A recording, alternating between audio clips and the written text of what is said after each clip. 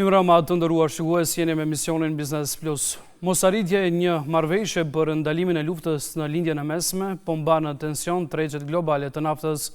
Sipas ekspertëve, sa më gjatë të zgjasë ky konflikt, aq më e rëndë do të jetë goditja mbi ekonominë globale, e sidomos mbi vendet si Maqedonia e Veriut, që varen tërësisht nga importi i derivateve të naftës.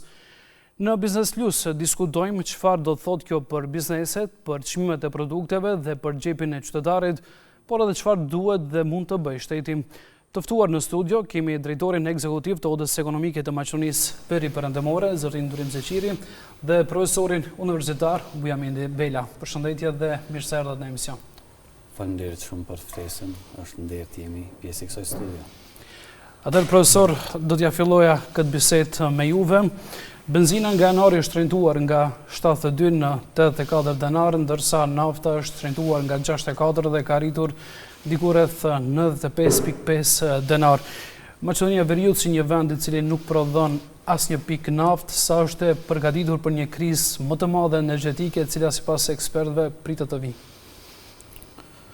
Po shqyqoni, në përgjithësi, Republika Maqedonisë së Veriut është ndikuar drejt për drejti, nga çdo lëvizje e çmimeve, posaçërisht lëndës së parë të energjencave, çdo destabilizim në aspektin global të luftrave, që ishte më herët lufta në Ukrainë, tash edhe problemet dhe lufta në lindjen e mesme.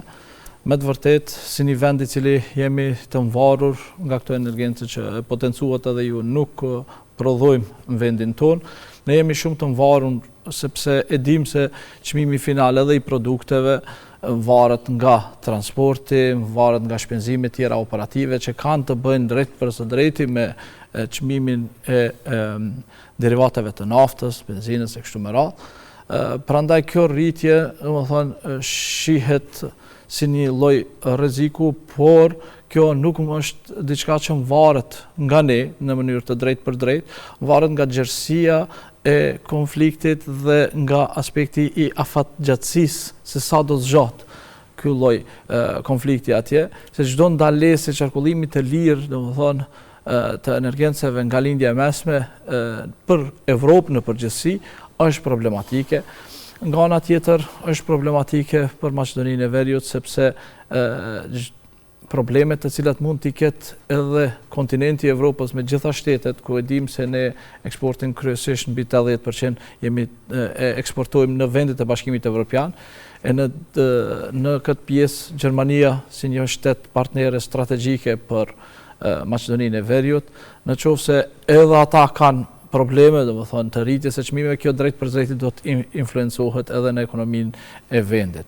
Prandaj, kjo rritje, që e shohim, do varet kryesisht prej kohëzgjatjes dhe gjerësisë së konfliktit, në qoftë se sipas lajmeve të fundit, nuk arrihet marrëveshje paqe ose zgjerohet edhe në ndalesën e një ngushtisje tjetër nga ana tjetër detit Kuq, atje nga Jemeni do të ketë, duhet jemi të përgatitur për scenario edhe tjera, të cilat mund të ndikojnë drejt për drejti, prandaj edhe tek do flasim më vonë ndoshta për masat qeveritare, duhet jemi më koshient dhe të kuptojmë se gjitha masat nuk duhet të përdoren prej në fazën e parë, po të shohim cilët janë ato me cilën ne mund të përballojmë. Unë mendoj se vetëm si shtet me rezervat të cilat i kemi të dikun 60 ditë ishin të konsumimit, 90 e kemi në përgjithësi, me ato rezerva përdorimi i tyre nuk është pjesë në këtë fazë që mund ndikohet. Aspektet tjera të VSH-s, të akcizës, këto do të flasim pak më vonë për gjitha këto që i potencove. Zoti Zeqiri, me një krizë e cila po thellohet çdo ditë më shumë, parashtrohet pyetja sa është i vetëdijshëm shteti, por edhe komiteti i biznesit vendor për rrezikun real të cilën e paraqet kjo krizë dhe për një valë të dytë, e cila shumë shpesh po përmendet kohët e fundit. Ndoshta vetëdia është vetëm në plan deklarativ. Kjo është spaku pikpamja jonë si Odë Ekonomike e Maqedonisë Veriperëndimore. dhe nuk është një vetëdije e cila është faktikisht edhe dokumentuar, por edhe punuar në plan strategjik të vendit, për shkak se kemi edhe nga eksperiencat e mëhershme, e dini që nga pandemia këtej kemi pasur disa kriza, përfshirë këtu edhe një krizë të mëhershme energjetike, dhe kemi pa që nuk ka një qasje të themi konstruktive e institucioneve ndaj krizave të cilat po na kaprojnë, përfshirë këtu edhe këtë të fundit.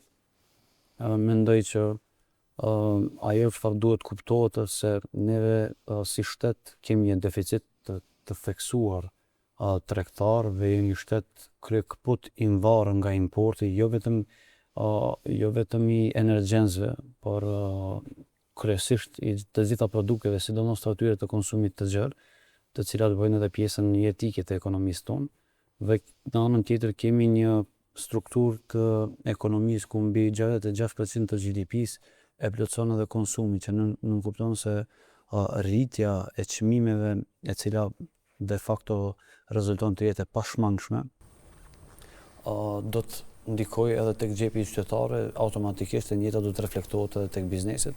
Dhe nga ky prizëm vlerësoj që duhet kjo problematik të trajtohet në mënyrë sistematike dhe në mënyrë që institucionet pra të bëjnë atë që duhet bëhet me qëllim që të amortizohet kriza. E dini që kur ka kriza dhe kur ka mungesë të ofertës në treg, shpesh herë ka tendenca të ndryshme të cilat vinë si efekte anësore dhe nuk vinë me paramendim ndoshta.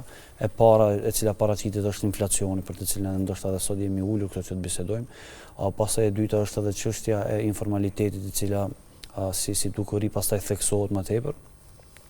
Dhe kjo mendoj që e bën një qeveri të shëndoshme, logjik të shëndosh ekonomike dhe të planifikimit të mirëfillt, e bën të mendoj dy herë në atë se çfarë masa duhet të ndërmerr ajo qeveri. Dhe nga kjo ku edhe e nisa faktikisht diskutimin, mendoj që së pari një herë duhet të bëhet analizë e detajuar e asaj se çfarë është duke i munguar tregut nga kjo krizë e cila ka kapluar. Sa për statistikë të thjeshtë ju tregoj që mesatarisht në ngushticën e Hormuzit përgjatë viteve të kaluara kanë kaluar 130 anije në ditë, ndërkaq vetëm në muajin mars kanë kaluar vetëm 6. Kjo tregon për një statistikë e cila një statistikë faktikisht tregon për një fakt që do të kemi tkurrje gjithandej të produkteve të çfarë do lloji qofshin ato.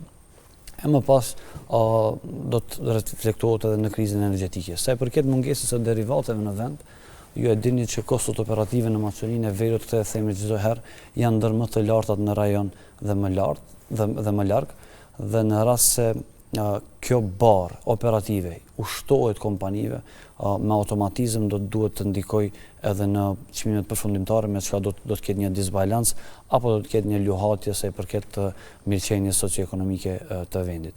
Andaj mendoj që qeveria duhet të thirret pra parimeve ekonomike dhe mos të merret me spekulime se çfarë ndodh në nivel global, por të bëjmë matjet e saj reale se çfarë do të ndodhur me ekonominë tonë, fluktuacionet e çmimeve, lëvizja, trendet si janë, dhe në bazë të asaj të bëjnë edhe parashikimet për 3 mujorën e ardhshëm apo edhe më larg, dhe kështu pastaj të veprohet. Një nga masat të cilat neve kemi sugjeruar jo vetëm gjatë krizës, për shkak se ne vlerësojmë që konkurrenshmëria jonë si shtet është në pikpyetje shumë të madhe karshi konkurrencës së jashtme, kemi kërkuar që për produkte të caktuara të rishqyrtohet të gjitha ato masa tatimore të cilat vendosen për mbrojtje të produkteve vendore. Pra kemi akciza të ndryshme, kemi norma të doganave për të cilat ndoshta do duhet të rishqyrtohen, kemi informacione që shumë prej tyre nuk janë të ndryshuara që nga mëvecimi i shtetit nga Jugoslavia, gjithsesi nga sistemi i mëhershëm. Andaj mendoj që për të qenë edhe më konkurrues, e pastaj edhe për ta sfiduar dhe për ta tejkaluar këtë krizë, duhet të revidohen shumë çka nga këto që e përmenda. E më e rëndësishmja është që të gjendet një zgjidhje për punën e krizave energjetike. Dua të them dhe dua të shfrytëzoj këtë studio, Oda ekonomike e Maqedonisë Veriperëndimore është i thare e mendimit dhe jemi lobues shumë të fuqishëm në këtë pikë që të krijohet një strategji kombëtare për energjetik, ku një pjesë, ku një kapitull i asaj strategjie të jetë edhe çështja e menaxhimit me mungesë të energjenësve të çfarëdo lloji qofshin ato.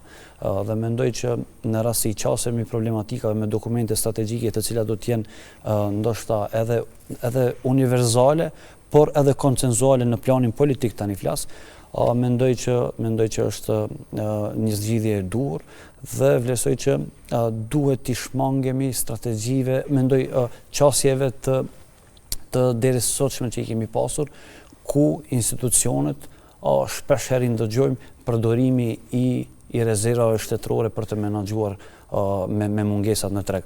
Unë mendoj që intervenimi i shpesht i shtetit në treg është i gabuar sepse e krijon një varësi të institucioneve të shtetit dhe të bizneseve ndaj asaj se çfarë do të vepron shteti, dhe e dyta krijon një konkurrencë jo të shëndosh dhe e zbe konkurrencën për shkak se bizneset nuk janë më të sigurt se çfarë do ndërmerr shteti, siç e dini, me marzhat e kështu me radhë. Andaj vlerësoj që edhe rezervat shtetërore duhet të parashihen në atë strategji që e potencova, vetëm për menaxhim me kriza të thella, pra për të tejkalu krizat, e jo për të menaxhuar me çmimet apo për të balancuar çmimet.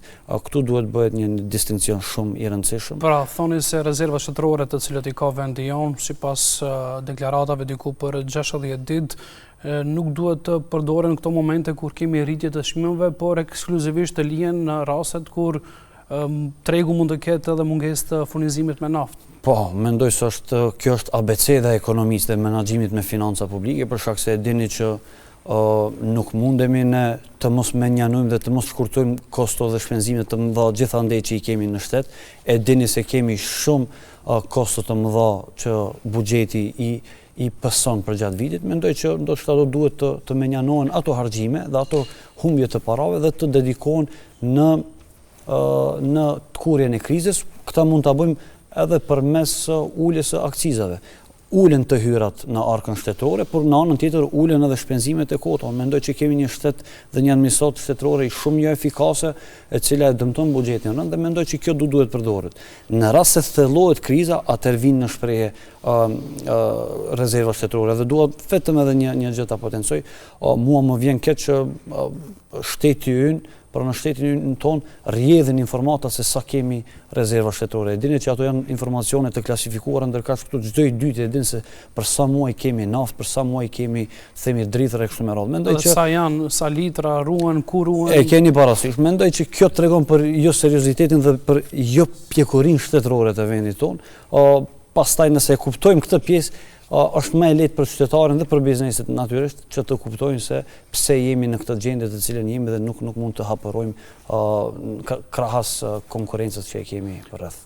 Profesor, para se të flasim për disa nga masat të cilat i përmendi edhe zotri Ezeqiri, më intereson se është e qartë se sektorët e transportit, të bujqësisë, apo edhe të ndërtimtarisë preken ndjeshëm nga rritja e çmimeve të derivateve të naftës, qoftë në mënyrë të drejtë për drejtë nëpërmjet rritjes së kostove të karburantit apo tërthorazi nëpërmjet rritjes së çmimeve të lëndës së parë. Më intereson se si po e përballon këto sektor këtë goditje fillestare themi të krizës. Po shqeni me vetë faktin se karburantet, domethënë, në këto sektor ndikojnë për shembull transportin ta marrim nga 30 deri në 50% të shpenzimeve përbërëse brenda atij sektorit ju takon shpenzimeve që kanë të bëjnë me karburant, të drejtë për së drejti, domethënë ndikon në çështjet e realizimit operativ, në çështjet e fitimit të realizuar që ka qenë para krizës edhe tash në kohë të krizës. Kjo është një prej sektorëve, domethënë drejt për drejti me kostot drejt për drejta, duke ashtu këtu edhe kostot operative tjera, është një prej sektorëve që me të vërtet ka një ndikim mjaft të madh në aspektin sepse është çështja edhe logjistikës. Nëse dështon ky lloj sektori, atëherë dështon në një farë mënyre edhe zinxhiri furnizues në përgjithësi, paraqitet ata që e përmendu kolegu më herët, mungesë madrave në tregun ose në ofertën e përgjithshme, dhe kjo drejt për drejti pastaj ndikon edhe tek rritja e çmimeve. Kjo rritje e çmimeve, domethënë ndikon tek buxheti i qytetarëve, është domethënë një lloj zinxhiri me cilën efektet fillojnë domethënë të rriten dhe të kenë pasoja të drejt për drejta për ekonominë nacionale, që duhet domethënë roli i shtetit në këtë rast është t'i shef ata që e tha më herët. Me të vërtet, duhet këtë një riprogramim ndoshta të atyre programeve qeveritare. Të shifet, të merret në analizë të sektorëve të cilët preken më së shumti. Pastaj scenario 1 se cili është, në maksimum se si mund të mbrohen këto sektor, siç është transporti, siç është prodhimtaria, siç është bujqësia, sepse po bëhet fjalë, për një populatë e cila është, mos them, mbi 30% që lufton për mbijetesë. Ne duhet që si shtet paktën ushqimet bazë, pjesën e produkteve bazë ti mbrojmë me çdo kusht. Kjo është vija e kuqe e shtetit, me të cilën edhe ofron një lloj mirëqenie sociale, një inkluzivitet të gjitha këtyre grupeve të cënuara, të cilët çdo rritje e shohin si një lloj kërcënimi për ekzistencën e tyre, dhe në këtë drejtim duhet shiqohet se si të racionalizohen shpenzimet në aspektin shtetëror, si t'jenë më efikas prokurimet publike, edhe kjo të mos ketë rritje, sepse jemi një shtet i cili veçmo gjitha investimet të cilat i bëjmë në shtet të shohim të investimet kapitale historikisht, jo vetëm brenda krizës, jashtë krizës. Kemi mungesë të kapaciteteve njerëzore, ndoshta me qëllim, pa qëllim, në një farë mënyre realizimi është i dobët, andaj këtu të bëhet presioni që ato paratë të cilët janë të shfrytëzohen në mënyrë sa më racionale. Tjetër, te prodhimtaria njëjtë, çmimi i kostos është energjia prej 20 deri në 40%, pastaj te bujqësia njëjtë, ato arat të cilat duhet punohen përmes mjeteve, traktorëve të ndryshëm, edhe ato përdorin karburant. Tjetër është qëllimi kryesor këtu, unë shoh ato të cilën nuk mund të ndikojmë në faktorët e pakontrollueshëm që na vijnë nga jashtë, siç është rritja e çmimit të plehrave, të cilat i përdorim në bujqësi, për shembull, sepse një 18% të furnizimit global vjen nga ato vende. Ajo përbërësi kryesor i gazit i cili është të përbërja e plehrave, ajo në mënyrë të drejt për drejt ndikon në çmimin e atyre të cilët si lëndë e parë përdoren për prodhimtari. Tash këto janë faktorë të pakontrollueshëm, nuk mund ndikojmë vetëm e përcjellim në vazhdimësim, në konzistencë, se si të rritet intensiteti i reagimit shtetëror në këto sektor. Prandaj duhet jemi të vëmendshëm që mos të preken. Pastaj e përmendet edhe më herët ndërtimtaria. Edhe një prej sektorëve cilët është një multiplikator për ekonominë nacionale, se rritja vetëm transporti i materialeve bazë, e më pastaj qimentoja, hekuri, e kështu me radhë, edhe aty kemi rritje të çmimeve. Kjo rritje e çmimit pastaj mund ndikon drejt për drejt edhe në rritjet e çmimeve finale, që e vështirëson mirëqenien ekonomike të qytetarëve të Republikës Maqedonisë së Veriut. Zoti Zeqiri përmendi disa nga masat të cilat i ka ndërmarrë qeveria, siç është ajo ulja e TVSH-s apo ulja e akcizës. Mirëpo nëse e shohim në praktikë nga fillimi i vitit, kemi rritje enorme të çmimeve të derivateve të naftës, diku rreth 44%. Pyetja që parashtrohet është ajo se a ishin në kohë të ndërmarra këto masa, apo thjesht ishte një përgjigje e vonuar ndaj gjithë kësaj situate tani më të përkeqësuar, themi. Fatkeqësisht duhet ta them se ne si shtet në përgjithësi historikisht jemi më shumë reaktiv se sa proaktiv. Proaktiviteti është që para se të ndodhin gjërat të parashikohen edhe të jesh gati, jo pasi të ndodh. Çka të bëjmë tash? Na ndodhi. Edhe kur reagon në aspektin, sa më shpejt, ti mundesh të bësh gabime, sepse vendimarrja për të marrë një masë si një masë tjetër është e limituar nga aspekti i kohës edhe rreziqeve të cilat mund ndikojnë pastaj në marrjen e një vendime. Jo rastësisht, gjatë krizave që nga pandemia, që nga lufta e Ukrainës atje, e më pastaj në vazhdimsi që kemi pasur ne vendimet që merren nga qeveritë tona është problematike, sepse nuk e targetojnë drejt për së drejti të ketë edhe nuk e përcjellin deri në fund se sa janë të suksesshme këto masa. Pjesa tjetër është se sa marrim mësim nga krizat e kaluara. Çdo krizë në vetvete realisht ofron një memorie organizative institucionale, që ne duhet marrim mësim nga këtë scenario dhe si të reagojmë ata që e tha më herët edhe kolegu. Një strategji mbarkombëtare, sepse çështja e energjetikës nuk është çështje që zgjedhet tash edhe kryhet, domethënë s'do kemi më kriza, vetëm këtë krizë ta i kalojmë, kemi disa rezerva ti përdorim kështu me radhë. Kjo është domethënë një mendësi amatoreske që zguxon neve të na. Mirë, autoritetet tani lëvdrohen se kemi çmimet më të ulta në rajon se i përket derivateve të naftës. Po, është e vërtetë edhe kjo, më thonë, në aspektin e shteteve për rreth, më thonë, i kemi çmimet më të ulta, po ne çdo herë, më thonë, nuk duhet ta shohim vetëm çmimet e ulta janë veç produkti final, ti themi, i një mase caktuar të përkohshme. Ne duhet ta mendojmë atë qëndrueshmërinë afatgjate si shtet, ti shohim ato indikatorët makroekonomik në përgjithësi, qoftë në aspektin e deficitit tregtar, deficitit buxhetor brenda, borxhet të përgjithshëm të cilën e kemi, inflacionin, mos na ndodhë, domethënë që tash përmes këtyre cikleve, përmes mos menaxhimit mirë të na ndalet kjo rritje, sado e vogël që është, domethënë 2-3% rritjes ekonomike, punësimit nga ana tjetër, që shfrytëzojmë ndoshta teknologjitë informative që të arrisim produktivitetin që çdo herë për çdo studio televizive e kam thënë se kemi problematike. Të investohet në kapitalin njerëzor sepse nuk kemi ne tash nuk mund të shpikim naftën, po e kemi faktorin njeri me cilën duhet të gjejmë mënyra ndoshta të bashkëpunimit edhe me shtetet tjera, me institucionet tjera të racionalizojmë të shpenzime, nëse blehet nafta, blehet energjia, të blehet me një konsorcium të shteteve me cilën ndoshta do ta ulim çmimin për njësi. Kjo ulje e çmimit për njësi e ndihmon drejt për drejt edhe industrinë, tregun e përgjithshëm, e kështu ndihmohet edhe popullata më pastaj edhe shoqëria në përgjithësi. Domethënë, gjitha këto duhet ta kemi edhe një lloj për shembull, pasi që kemi një popullat të cënuar drejt për drejti, kur ka rritje të çmimit të energjencave, ndoshta do të ishte mirë që të ketë një mbështetje më shumë për transportin publik, për shembull. Ne edhe pa krizë kemi pas mungesë të autobusëve me cilën se këto masa duhet të zgjerohen, mos të ngelemi vetëm tek ulja e TVSH-s dhe akcizave, por të përfshihen këto edhe qytetarët, për arsye se shohim se kjo padyshim që ndikon në buxhetin e tyre.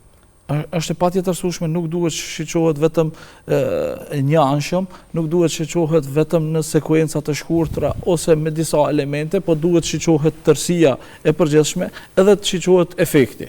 Domethënë tash nëse ne i ulim TVSH-n dhe ulim marzhën ndoshta të fitimit të kompanive që janë gatshëm, sepse ne jemi një popull, një shtet të cilët vazhdimsi kemi pasur kriza dhe jemi mësuar në farë mënyre të sakrifikojmë, të durojmë nga proceset të cilat na vinë, por qëllimi kryesor është që ketë një lloj diversifikimi në aspektin e furnizimit, një mbështetje të qytetarëve, sigurimin e autobusëve për transportin publik të jetë më efikas, mos të ketë nevojë të përdorim veturat, për shembull, edhe kjo e zvogëlon sasinë e kërkuar për lëndë djegëse, domethënë ose për naftë e benzinë. Kjo në mënyrë indirekte në atë kërkesën agregate të shtetit në përgjithësi e zvogëlon nivelin që ju lën hapësirë më shumë biznesit ta përdor. Sa më pak të ketë kërkesë për të energjencë, çmimi do të jetë edhe më i ulët, kështu që mendoj se arrihet një lloj balancimi brenda të këtyre momenteve kritike të krizës. Shpesh ju kemi dëgjuar duke thënë se qeveria para se ndërmarr masat të cilat i prekin si bizneset ashtu edhe qytetarët, është mirë të konsultohet me odat ekonomike, të cilat janë zëri i biznesit në vend. Më intereson se para se të ndërmerr këto masa, qeveria është konsultuar me odën ekonomike të maqenisë veri perëndimore, apo përsëri kompanitë janë gjetur para një akti të kryer? Duhet të jemi të sinqertë, sa i përket produkteve gjithsesi bukës dhe miellit e kështu me radhë, që ka të bëjë me prodhuesit e bukës gjithsesi, kemi qenë pjesë e atij takimi me Ministrinë e Ekonomisë, por në përgjithësi mendoj që qeveria përsëri është vonë. Unë do t'ju tregoj vetëm një shembull se çfarë ka ndodhur më herët dhe çfarë po ndodh tani. Me qeverinë e kaluar kemi pasur një betejë të themi në thojza, ku jemi munduar që t'i bindim që ngrirja e marzhave tregtare, ngrirja e çmimeve është koncept i gabuar, sepse ajo nuk e trajton problemin. Ajo vetëm e stopon dhe nëse më duhet të shprehem kushtimisht, ajo luan rolin e digës ku e mbledh një grumull të madh të ujit dhe pastaj në momentin që ndërpriten ato masa, ai uji pastaj përsëri e bën vërshimin ndoshta edhe më të madh se që ka ndodhur më herët. E dyta është problemi se tregu i lirë është kategori kushtetuese dhe është e kundërlehtësme, është kundërkushtetuese që shteti në çdo krizë të vogël apo të madhe të intervenojë në treg duke ngrirë marzhat. Mendoj që kërkesa dhe oferta është balancuesi më i mirë. E dini teorinë e dorës së padukshme të Adam Smithit, ajo është një tregues shumë i mirë asoj se çfarë ndodh. Mirë po, më duhet të them që qeveria duhet të bashkëpunojë më tepër me odat ekonomike, jo vetëm me odën tonë, ne jemi të hapur për një bashkëpunim më të gjerë, sepse jemi njohësit më të mirë të problemeve reale të ekonomisë dhe të tregut në përgjithësi. E dini që Maqedonia e Veriut statistikisht ka dikun 750.000 punonjës, nga të cilët mbi 610.000 janë të punësuar në sektorin privat. Pra jemi palca, biznesi është palca e ekonomisë së vendit tonë, dhe të gjitha ato të hyrat në arkën shtetërore këtij buxhetit janë krye kaput nga biznesi, e pastaj një pjesë tjetër vjen nga sektorët tjerë, qofshin ai shtetëror apo civile kështu me radhë.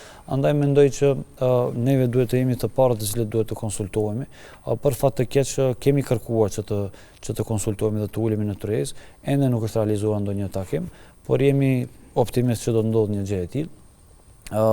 Dua të tregoj edhe disa shembull nëse më lejohet, nëse kam hapësirë kohore. Për shembull, me çfarë jemi duke u marrë ne si në këtë moment për menjanimin e krizës. Kemi shumë ligje, kemi shumë praktika shtetërore të cilat nuk janë në favor të ekonomisë së pare, pastaj janë edhe në dëm të bizneseve. Së fundmi kemi reaguar për një fenomen i cili është duke ndodhur, para mendoni ju, neve në kohë krizash, do të ndëlidhem pak edhe më që e tha parafolsi, neve në kohë krizash duhet të reagojmë. Nuk kemi çfarë të bëjmë, nuk kemi qenë proaktiv më herët, nuk kemi krijuar struktura të mirëfillta ekonomike që do të na ndihmojnë që të tejkalojmë krizën. Dhe çfarë bëjmë? Kur na kap kriza, ne duhet të reagojmë, të gjejmë një solucion. Para mendoni ti, neve kemi një prodhues shumë të fuqishëm në vendin tonë, që është kompania antare e odës tonë, që prodhon produkte të caktuara të metalurgjisë, dhe para mendoni ai detyrohet që të paguaj TVSH dhe dogane kështu me radhë për importimin e materiale për të prodhuar ato, ndërkaq të njëjtin produkt të cilin këta e prodhojnë, ata që importojnë të gatshëm nuk paguajnë me pretendimin dhe me pretekstin se jemi duke importuar lëndë të gatshme. Pra çfarë bëjmë ne? Në vend se ne në plan afatmesëm dhe afatgjatë të stimulojmë prodhuesit, ne i destimulojmë dhe i dëmtojmë me institucione, me ligj, krijojmë konkurrencë jo lojale dhe jo të shëndosh kashë i prodhuesve tonë vendor. Andaj në këtë e kemi thënë edhe qysh në kohën e Covid, por edhe para saj. Neve duhet të kemi subvencione të shëndosha dhe mbështetje të shëndosh për prodhuesit vendor. Neve duhet bëjmë transformim energjetik. Neve nuk kemi duke punuar as pak aty. Transformimi i energjetikës si sektor i tërësishëm, tani më besoni apo jo, në Evropë, por edhe në rajon, është demodesi tem, për shkak se ka ndodhur para 2-3 viteve, 4 viteve. Neve ende nuk e kemi fillu atë gjë, kemi një disbalans të asoj se sa prodhojmë dhe sa shpenzojmë, kemi mesataren më të lartë, tani nuk po flas vetëm për energjenset nga fosilet, po flas edhe për energjinë elektrike. Kemi një mesatare më të lartë të humbjes së energjisë gjatë distribuimit dhe transportimit, më të lartë nga ajo se që është në Bashkimin Evropian. Dhe kjo tregon që neve si shtet nuk kemi infrastrukturë të shëndosh. Ne si odë ekonomike e Maqedonisë Veriut Perëndimore jemi përfaqësues të Maqedonisë së Veriut në forumin ekonomik botror, ku përpilojmë së bashku dhe kemi inkuadruar edhe Kosovën, edhe Maqedoninë e Veriut në ato raporte që kanë të bëjnë me konkurrentshmërinë, dhe kjo tregon që transformimin në infrastrukturë rrugore, në infrastrukturë energjetike e kemi më të ngadalshmin në rajon. Dhe kjo është një tregues i qartë mbi atë se çfarë çështje kemi. Institucionet duhet përsëri të ulen me odat ekonomike si njohësit më të mirë të problemeve reale të biznesit, dhe ju tregova që në rast se të kuren gjithandej mundësit për të bërë biznes, ngrihen marzhat tregtare. Ju kujtohet në vitin 2021 kishim ngrirje të marzhave tregtare ku edhe kapacitetet inspektuese të vendit tonë nuk kishin edhe njohuri për fatkeqësi se çka është marzh tregtare dhe çka është marzh e çmimit të fundit neto.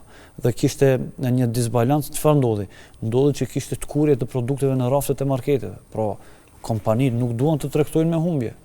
Dhe kjo është një problem shumë serioz. Andaj qeveria, institucionet, ministritë përkatëse, drejtoritë përkatëse duhet të ulin me bizneset dhe të krijojnë masa adekuate, sepse ju e dini, unë jam i tharë dhe jam shumë i njohur për opinionin ekonomik të vendit, që unë jam kritikues shumë i lartë institucioneve, gjithësisht i kompanive apo ndërmarrjeve publike.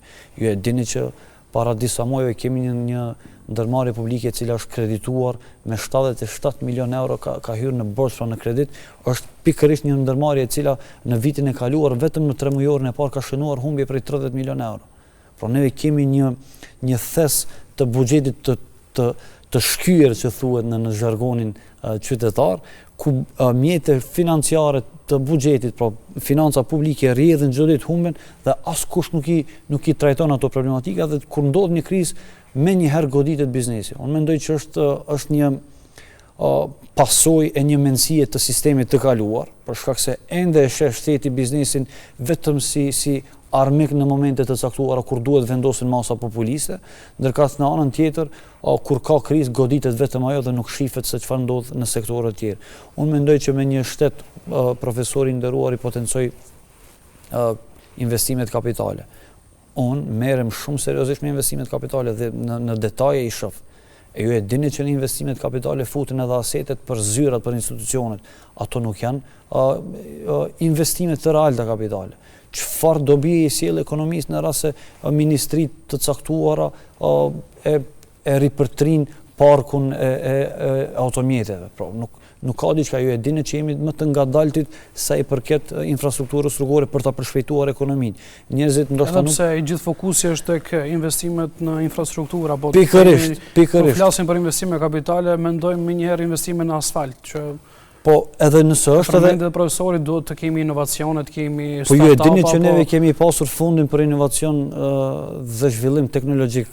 Ju kujtohet, ka shpenzuar qindra miliona euro, neve nuk jemi të njoftën për ndonjë inovacion në vend. Statistika tregojnë sipas Forumit Ekonomik Botror, këtë nuk e thot Durim Zeçiri apo Oda Ekonomike, këto janë dokumente shumë zyrtare dhe shumë kredibile në nivel lokal por edhe ndërkombëtar. Maqedonia e Veriut ka 0 patenta për inovacione gjatë 4 viteve të fundit, po flas në tregjet e huaja. Kjo tregon që neve shpenzojmë para, atë që e thash më herët, por nuk kemi rezultat. Neve kemi pasur edhe ligjin për mbështetje dhe vazhdon të jetë ligji për mbështetje financiare të investimeve. Cili është efekti? Është bën ndonjë matje e atij efektit, edhe pse jemi pro subvencionime dhe mbështetje të prodhuesve vendor. Atë gjithsesi, por mendoj që jemi duke krijuar një varësi dhe një mindset shumë jo të duhur për ekonominë tonë, që shteti t'i subvencionoj.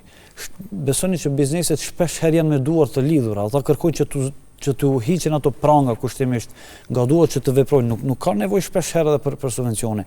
Jemi shteti sipas përsëri për indeksit global të konkurrentshmërisë. Jemi shteti në rajon që kemi ndërlidhje me infrastrukturat e shteteve përreth më të dobët në vend. Ju e dini, Republika e Kosovës na ka ardhur deri në kufi me autostradë, neve nuk jemi në gjendje të realizojmë projekte diku 18 kilometra. Ju e dini që kemi lidhje infrastrukturore super moderne, të themi, me shtetet me të cilët kemi deficit të thellë tregtar. Ne praktikisht jemi vetëm një urë mes dy ekonomive më të fuqishme në Ballkan, mes Serbisë dhe Greqisë. Korridorin të cilin neve e kemi në dispozicion, faktikisht neve nuk mund ta kapitalizojmë për shkak të mendësisë të gabuar që e kemi, dhe dua të ndërlidhem, kërkoj nëse e zgjata, dua të ndërlidhem edhe me atë se sa u është bërë dëm kompanive në transformim dhe në fuqizim të kapaciteteve konkurruese. Kemi konceptin e zonave teknologjike industriale të vendit tonë. Ata bëjnë çmos për t'i marrë punonësit më të mirë të vendit, sepse kanë subvencione të majme. Ju e dini, kanë subvencione dhe janë të liruar nga tatimet të ndryshme për 10 vite. Pra marrin toka me koncesion me 1 euro për metër katror. Janë të subvencionuar në kontributet e pagave. Dhe ata çfarë bëjnë? I marrin punonësit më të mirë, i punësojnë aty. A ka dhënë llogari ndonjë kompani e cila është mbyllur dhe të paguajë penale deri sot? Neve nuk kemi ndëgjuar, edhe pse ligji dhe kontratat e parashojnë një gjë të tillë. Pra çfarë ndodh? Tani më së fundmi, Oda Ekonomike e Maqedonisë Veriperëndimore e ka denoncuar dhe e ka nxjerr rastin në gjykatën kushtetuese përsëri. Kemi ankimuar që të eliminohet ligji neni i ligjit për zonat industriale e teknologjike, i cili u mundson kompanive të cilat janë në zona tani të mund të shesin edhe në tregun vendor. Atëherë çfarë po i bëjmë në ekonomisë tonë? Do t'ju tregoj statistikisht për të qenë për dëgjuesit dhe shikuesit më e qartë, eksporti jonë dikon është rreth 8.5 miliardë euro në nivel vjetor mesatarisht për flas viteve të fundit, nëse ka shënuar ndonjë rritje apo jo. Ju e dini që 4.1 miliardë euro nga eksporti vjen nga zonat teknologjike industriale. Dhe këto zona janë kundër parimeve të Bashkimit Evropian. Në momentin që neve fillojmë negociatat për antarësim, këto zona duhet të fillojnë të mbyllen nga dalë. Çfarë ndodh? Nga 8 miliardë euro e gjysmë eksport apo 9 miliardë euro, neve do të bijmë në nivel prej 5 miliardë euro, që do të jemi të fund sa i përket rajonit. Dhe kjo është problem shumë serioz. Neve nuk kemi përfituar shumë nga përveç të themi të kurjes minimale të papunësisë në vendin tonë. Neve nuk kemi përfituar shumë për shkak se statistikat tregojnë reinvestimi i ndodh në vendin tonë. Mirë, por neto fitimi kthehet nga ato kompani tek shteti jam i tyre dhe kjo tregon se neve jemi ata janë duke shfrytzuar, janë duke eksploatuar vendin tonë, gjitha resurset dhe gjitha mekanizmat të cilat janë në shërbim të tyre, ata pra edhe për lëndë e para nuk paguajnë tatime kështu me radhë dhe dogan. Dhe çfarë ndodh? Neve jemi duke dëmtuar konkurrencën në shëndosh të vendit tonë, e cila realisht është palca e ekonomisë, dhe mendoj që kjo tregon për qasjen jo shumë të mirë të shtetit tonë. Dhe mendoj që strategjia nacionale për zhvillim, të cilën u soll në vitin 2025, ju kujtohet, duhet të përmirësohet me kohë që të inkuadrohen të gjitha këto elemente të cilat i potencova me qëllim për të krijuar një ekonomi të shëndetshme. Në të kundërtën, mendoj që nuk ka ndonjë perspektivë shumë të madhe ekonomike. Bashkimi Evropian është i mirë për tregun tonë, po e dini që në momentin që hapen dyert në Bashkimin Evropian, hapen dyert edhe për konkurrencën e jashtme për të ardhur këtu, për t'i dominu pozitat e kompanive tona ekzistuese dhe pastaj çfarë kemi vë dëm vetvetes dhe ekonomisë tonë. Kur jemi te zonat që i përmendën, nga ana tjetër ne kemi zonën industriale të Vizbekut, e cila shumicë janë kompani vendore, ndërsa të gjithë dim për fat keq se në çfarë gjendje është infrastruktura atje. Mirë, po të kthehemi prapë në temë, përmendë pak më herët kufizimin e marzhës. Dje kryeministri deklaroi se do të analizohet 2 muajt e fundit, nëse ka pasur lëvizje të çmimeve të produkteve ushqimore për 10%, do të ketë masa për ato produkte. Mbeten ende në qëndrimin se do të jeni kundër edhe kësaj mase, e cila në një farë mënyre do të ndikojë në treg. Unë së pari vlerësoj që Komisioni për mbrojtje të konkurrencës duhet të jetë më i pranishëm, sidomos në këto situata, të sheh në rast se ka ndonjë pozicion dominues të ndonjë subjekti apo të ndonjë sektori kaq si sektorëve të tjerë për të menjanuar të njëjtën. Ndërkaq me këtë qeveri para disa muajsh, mos të them, ndoshta i ka një vit, ku edhe ata u bindën pastaj që të mos ketë ngrirje të çmimeve dhe tani është paksa paradoksale kur e ndëgjon se përsëri duan të sillen masa të tilla të ngrirjes së çmimeve dhe të marzhave. Kjo mund të ndodhë në rast se kriza është shumë e thelluar, por nuk është në nivelin siç ishte në nivelin 2020 kur duhet të ngrihen marzhat. Mendoj që ende ka hapësirë për të manovruar me mekanizma të tjerë dhe jemi kundër këtij koncepti të ngrirjes së çmimeve, jemi gjithsesi për të ndihmuar kompanive dhe qytetarëve që të ketë ulje të çmimeve, mirë po ngrirja e marzhave, qofshin ato tregtare, qofshin ato të çmimeve të fundit e kështu me radhë, unë mendoj që është qasje e gabuar, e argumentuar edhe më herët, është kategori kushtetuese, është tregu i lirë dhe në rast se nuk i lejon bizneset dhe ekonominë të dirigjohet nga kërkesa dhe oferta dhe të intervenon dora e shtetit në ekonomi, mendoj që është edhe destimulative për ekonominë në përgjithësi, për brezat e ri që duan të bëjnë biznes e kështu me radhë. Profesor, cili është qëndrimi juaj në lidhje me kufizimin e marzhave të cilën po e paralajmëron qeveria, e cila pritet që të ndërmerr me siguri gjatë periudhës në vazhdim?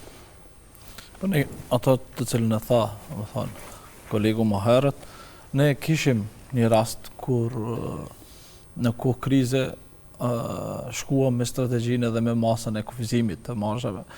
Po nga ana tjetër, sa institucionet ishin efikase dhe efektive për t'i monitoruar, kontrolluar dhe dënuar ato keqpërdorës të zinxhirit furnizues, qofshin ato, domethënë, markete, qofshin shitje me shumicë e kështu me radhë, që kanë në një farë mënyrë kanë keq përdorur këto masa.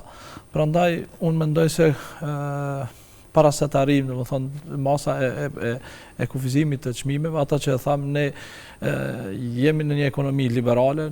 Ekonomia liberale nuk e toleron kufizimin sepse kufizimi i marzhës duhet bëhet në mënyrë indirekte, të themi, të krijohet një lloj mendësie që të shpërndarjes edhe përgjegjësisë shoqërore nga të gjithë, por në qoftë se përgjegjësia shoqërore bjen vetëm në si barë vetëm për biznesin dhe shtetin nuk e ndihmon, nuk e lehtëson, qoftë ajo përmes subvencioneve, po subvencione reale dhe të targetuara, jo të gjëra, të përgjithshme.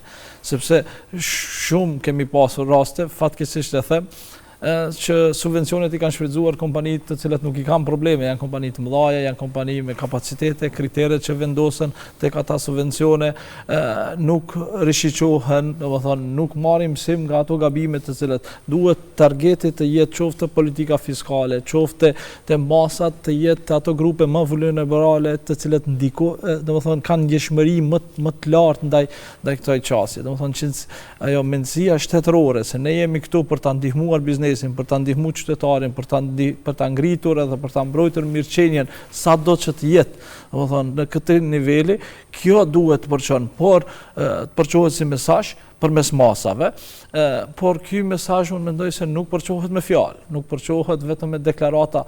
Kjo duhet ta sheh qytetari, ta sheh biznesi se me të vërtet momentet kur kemi ne më së shumti nevojë e kemi shtetin që pastaj në mënyrë vullnetare edhe ata domethënë të ndihmojnë, të sakrifikojnë prej marzhës së fitimit dhe të mos jepet hapësirë se në qoftë se shiqoni, ajo është sikur shembulli i një molle të kalbur në cila i kalb të tjerat në mënyrë natyrshme, sepse njerëzit si qenja janë qenje të krahasueshme me tjetrin. Në qoftë se një biznes, një kompani e bën një lloj, ti themi një lloj mashtrimi, një lloj eksploatimi të një situate të caktuar, edhe nuk dënohet nga shteti, nuk largohet si molla e kalbur, e cila duhet të ketë sanksione nga mekanizmat inspektues, atëherë fillojnë edhe kompani tjera sepse krijohet një konkurrencë jo lojale. Kjo konkurrencë jo lojale më pastaj e vjen në një situatë të padëshiruar edhe atë biznes i cili dëshiron që të jetë me të vërtet në vit, të jetë të respekton ligjin, të ketë gjithçka të formalizuar, domethënë mos ketë ekonomi formale e kështu me radhë.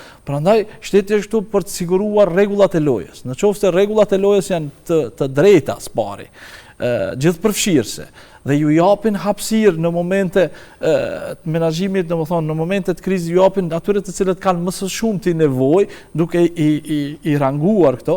Po në këtë pjesë unë mendoj se mungon ajo pjesa e analizës parit, ta dim se cili është ky lloj rangimi, kush janë ata të cilët kanë nevojë. Nëse i lihet në mënyrë arbitrare të vendos individi, domethënë pa një lloj inputi të një analize të një evidence based, një argumenti bazik se mbas të cilit është përzgjedh ky lloj kriteri të kësaj mase, cilat janë efektet e kësaj mase, të ketë vazhdimsi nëse gabohet në 3 muajt e parë, mos vazhdohet me 6 muaj. Gjitha këto mendoj se krijojnë pastaj atë lloj sinergjie pozitive, ti themi, që gjithë të kontribuojnë nga pak dhe kështu bashkimi e bën fuqinë, thuhet, domethënë te kalohet më lehtë kriza, që të jetë të gjithë nëse kemi humbje, po të kemi humbje më pak se sa ato humbje nëse janë vetëm në barrën e biznesit ose në barrën e konsumatorit final. E dim se forcimi i sistemit antimonopol padyshim se në mënyrë efektive rregullon tregun. Mirë po, në një farë mënyrë shohim se qeveritë ngurojnë të përforcojnë këto kapacitete, përmendi edhe zoti Zeqiri pak më herët edhe Komisionin për mbrojtje të konkurrencës, të cilin për fat të keq nuk kam dëgjuar në lidhje me këtë krizë ka dalur me ndonjë qëndrim. Sikur i kemi pasivizuar, sikur edhe nuk i dim që ekzistojnë nga pasiviteti i tyre në këto raste. Ne dim, domethënë edhe qytetari më i thjeshtë e kupton se ka diçka këtu.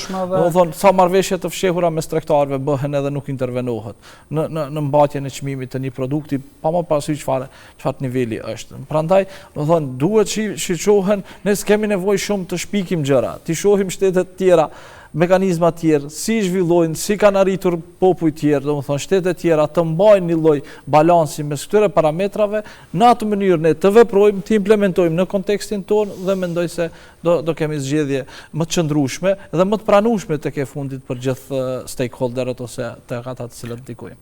Zoti Zeqiri, së fundmi, Ministria e Ekonomisë ka realizuar një raport prej periudhës 1 shkurt deri më 1 prill, ku është evidentuar se çmimet e shitjes janë arritur për 0.43%, ndërsa të furnizimit me 1.01%. Në të njëjtën kohë, marrja e fitimit është ulur nga 16.28% në 15.8%, duke pas parasysh se një pjesë e rritjes së kostove është absorbuar nga tregtarët me qëllim ruajtjen e stabilitetit të çmimeve në treg. Sa korrespondon kjo me realitetin? Mendoj që këto, nëse janë të dhëna zyrtare, nuk mund të kontestohen. Dhe jemi i thartë asaj që të krijohet një besim më i fuqishëm tek institucionet, për shkak se njëri prej problemeve të cilin neve i kemi si ekonomi, si shtet, si shoqëri, është edhe besimi i ulët i palëve, i qytetarëve, i biznesve ndaj institucioneve. Por nëse ky raport është zyrtar, neve nuk do ta kontestojmë. Numrat të cilët i lexuat ju nuk janë numra shumë të lartë të rritjes së çmimeve dhe të inflacionit, mendoj që korrespondojnë me mesataren normale që e kemi pas për gjatë viteve të fundit, po ju e dini se prapë do duhet kthejmë te kapacitetet prodhuese vendore. Në vitin 2020 kishim një inflacion për dikun 17%, varësisht nga raportin të cilin e lexojmë. Dhe nga ajo pastaj përsëri filloi inflacioni me 2%, 3%, 1.6% e kështu me radhë për gjatë viteve që vijuan. Kjo tregon që nuk kemi pasur normë negative të inflacionit siç kishim në vitin 2008, pas vitit 2008 krizës financiare, kishim vitin 2009-2010, ka pas disa kvartale që ka pas normë negative të inflacionit, që është e mirë për ekonominë tonë. Kjo tregon që çdo herë që e ngrisim në një stad më lart, ngelim aty me çmimet dhe nga aty e fillojmë sikur të jetë nga zero. Kjo është një problem shumë serioz. Ministria e Ekonomisë dhe Punës duhet të jetë aktive në përmirësimin e tregut të vendit dhe gjithashtu u potencuan edhe inspektorati i tregut e kështu me radhë. Mos pasja e kapaciteteve për të monitoruar tregun nuk nënkupton që duhet sjellin ligje nene, duhet të sjellin për shembull vendime me fuqi ligjore e kështu me radhë për të intervenuar atë treg. Duhet të përmirësohen kapacitetet, e potencoj profesori.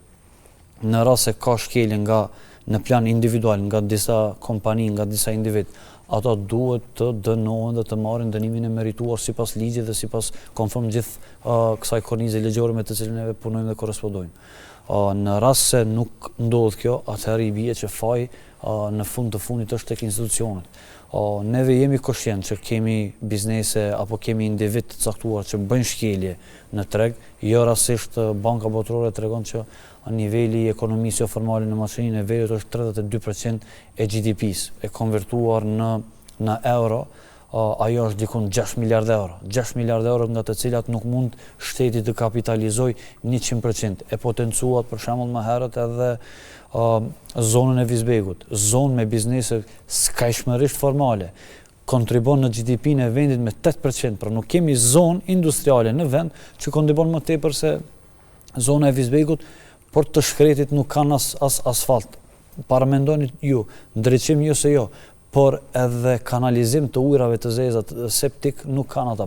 Janë duke vepruar me kushte të mesjetës, ndërkaq që janë biznese që mbajnë mira punonjës me punë, që ndihmojnë shtetin, që e plotësojnë arkën shtetërore.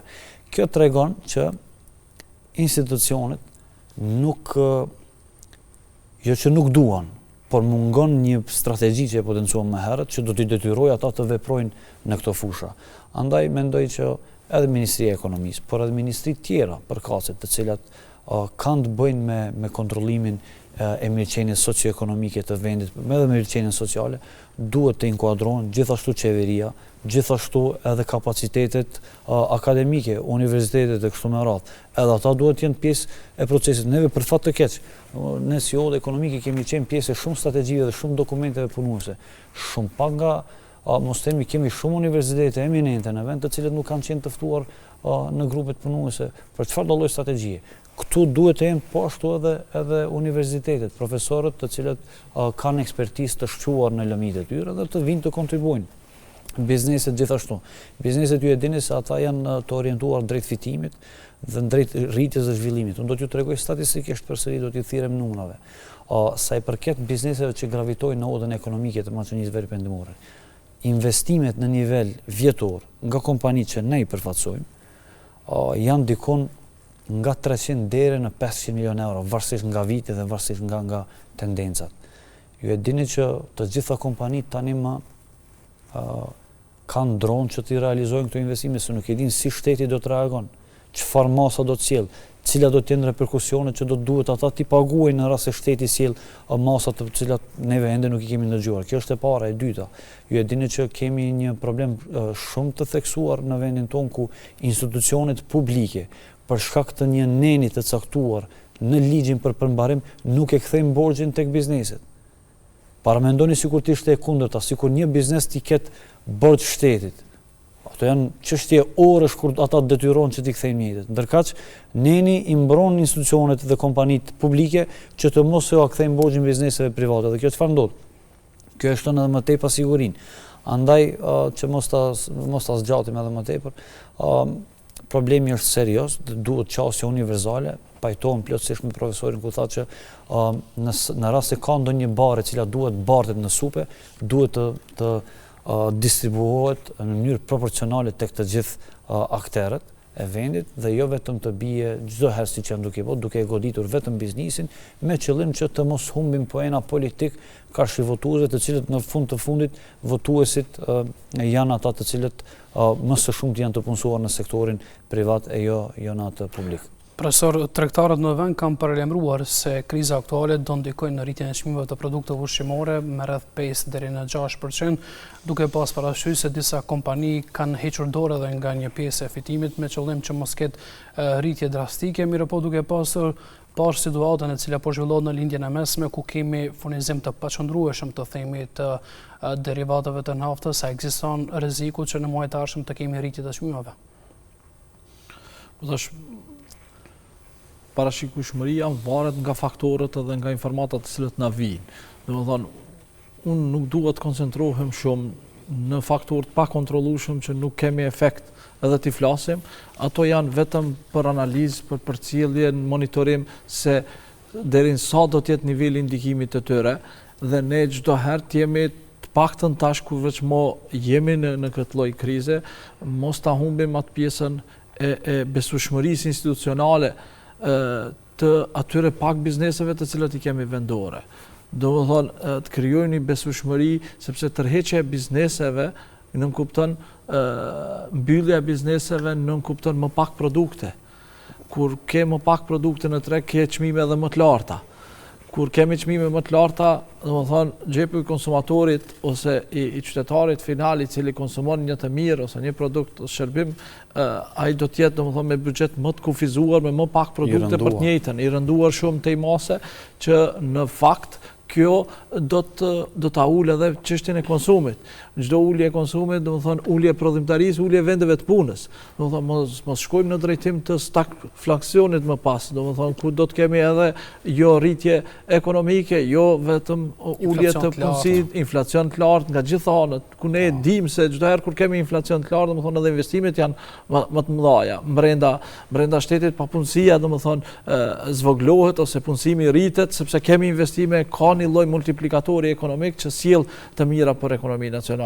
Prandaj, një prej qëndrimeve kryesore institucionale të shtetit është, domethënë, që ta ruaj këtë besueshmëri, këtë përkrahje të institucioneve, por kjo thash, të jetë jo vetëm e shkruar në letër, jo vetëm deklarata publike, por të shifen me vepra, sepse ata që e tha dhe kolegu më herët, edhe qytetarit, qofse frigohen nga politikat të cilët janë rekuperuese për ekonominë nacionale, ndoshta edhe me, si të them, me dëme dhe sakrifica momentale, në afat gjatë, në qofse ne vazhdojmë vetëm me politika populiste, ne në fund prap qytetarit do t'i kthehemi me pa rezultate. Çka do të ofrojmë para tyne?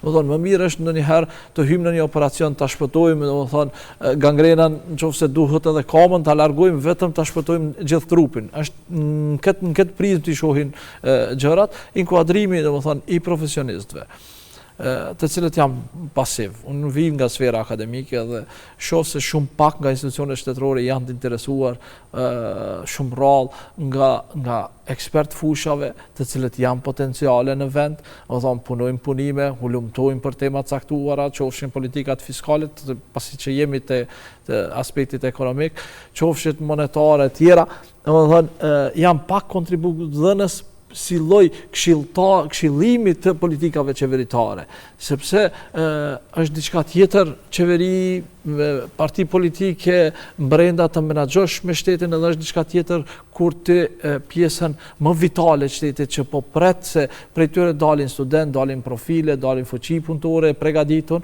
prej atyre nuk merr drejt për së drejti, nuk janë pjesë përfshirë të komisioneve me cilën do të japin një lloj orientimi, edhe do të ketë politika të bazuara në argumente dhe do të japin efekte. Domethënë sepse kjo është një model jo i shpikur nga ne këtu që po flasim, do thonë inkuadrimi i stakeholderëve, qoftë akademisë, qoftë odave ekonomike brenda, qoftë më pastaj, sepse ne mund të japim edhe ide të cilat janë ndoshta mund na akuzojnë sepse flasim, sepse nuk jemi në pozicione ku kemi limite, ku kemi buxhete. Në qoftë se nuk mund ta shpëtojmë ose ta përmirësojmë me shkop magjik të gjithën, jam i sigurt, kam bindjen e plotë se do të zvoglohet niveli i ndikimit edhe të realizimit suksesshëm të politika dhe masave qeveritare. Zoti Seqiri, ju jeni përfaqësues i odës ekonomike, ku ka dhe kompani serioze të industrisë ushqimore. Nëse mundi shkurt, a keni apo jo ndonjë informacion se mbyllja e ngushticës së Hormuzit, por edhe rritja e kostove të transportit mund të ndikojë që të kemi mungesë të ndonjë produkti specifik në vendin tonë? Vetëm shkurt se jemi në fund të emisionit. Vetë ekzistimi i odave ekonomike dhe antarët që janë në oda ekonomike tregon për një formalitet të lartë dhe të shquar të kompanive tona. Deri më tani nuk kemi paralajmërime të tilla nga kompanitë antare tona, por në rast se kriza vazhdon të thellohet, ndërkaq masat janë jo adekuate dhe reagimi institucional është i gabuar dhe jo adekuat, mendoj që përsëri kompanitë tona nuk do të bëjnë një gjë të tillë, por mund të shpihet deri tek një disbalancë i ofertës së atyre produkteve në vend. Por mendoj që duke qenë se oda ekonomike e Maqedonisë Veriut Perëndimore, por edhe oda tjera tani më janë faktorizuar shumë dhe kjo vjen për fat të keq nga mos pasja e kapaciteteve të mirëfillta shtetërore për të menaxhuar me krizën, dhe çdo herë odat ekonomike në këtë periudhë janë duke ardhur në shprehje dhe në pa. Vlerësoj që do të ketë një menaxhim më adekuat të kësaj krize dhe përsëri do të kthejmë te disbalansi i cili është duke ndodhur, pra bara bie në një sektor të caktuar, në sektorë të tjerë nuk ka. Ju e dini që sektori financiar është sektori me fitime më të larta, ndërkaq një informacion të cilën sapo e kam marrë dhe është zyrtar, bankat gjithsesi 45% të fitimit të tyre e kanë nga shërbimet administrative që japin, pra jo nga lëshimi i mjeteve financiare në treg. Mendoj që edhe aty shteti pak dhe Komisioni për Mbrojtje të Konkurrencës duhet të troket edhe në dyrët e atyre që të shohin se si mund t'i anashkalojmë. Nuk flas që të marrin parat e tyre peng, por me një farforme t'ju krijojnë edhe atyre mekanizme që të lansojnë para më tepër në treg dhe kështu të balancohet gjithçka. Dhe një kërkesë të cilën unë e kam si drejtori odës dhe si përfaqësues i këtij institucioni, është që të shqyrtohet mundësia pas çdo krize të cilën do ta tejkalojmë, dhe shpresojmë se do ta tejkalojmë shumë shpejt, të krijohen mundësi të reja për biznesmen të ri, për t'i plotësuar ato, të themi, gropa ekonomike të cilat i kemi, për shkak se e dini që ekonomia jonë për fat të keq nuk është shumë e diversifikuar. Dhe kur kemi ekonomi të centralizuar dhe jo të diversifikuar, jemi të themi më lehtë bëhemi pre dhe viktim e këtyre krizave që ndodhin nga jashtë. Kjo do të ishte ndoshta ajo që do ta kisha përçuar si mesazh për shikuesit, që të mos kenë ndro nga kompanitë serioze të vendit, por të kenë ndro dhe të jenë asistent të biznesit dhe të shtetit në parandalimin e ekonomisë jo formale dhe ekonomi ngrirë, e cila është në normë shumë të lartë.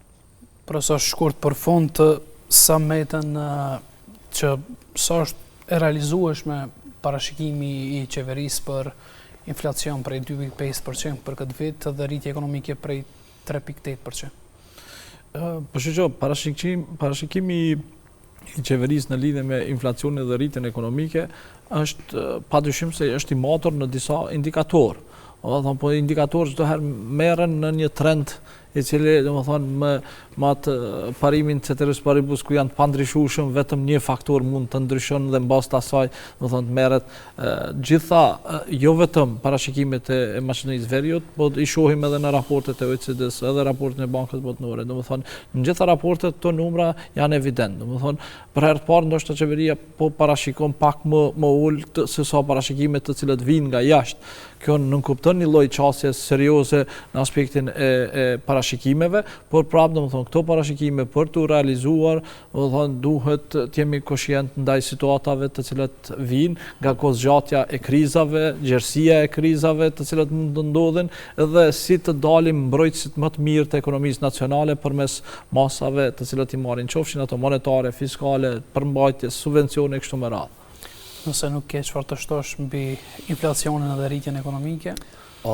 Veç do të them, çdo rritje ekonomike që është nën 4.5%, besoni që është mos them e pavlefshme, por nuk ka ndonjë pjesë signifike të themi për ekonominë.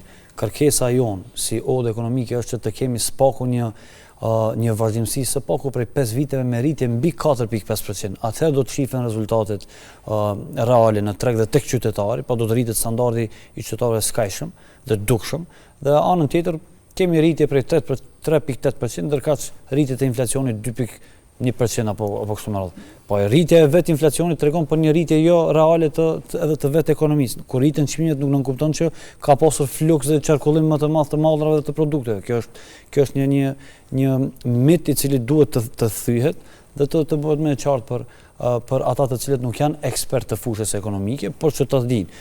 Dhe mendoj që kjo duhet të jetë realja për ekonominë tonë. 4 vite, 5 vite me radhë me rritje mbi 4.5%, atëherë do të shihen edhe efektet me njëherë edhe në xhepin e qytetarit të rëndomtë. Ju faleminderit për pjesëmarrjen tuaj. Faleminderit, ishte kënaqësi. Shikues të nderuar, këto është edhe fundi i këtij emisioni. Juve ju faleminderit për vëmendjen. Bashkë mirupafshim.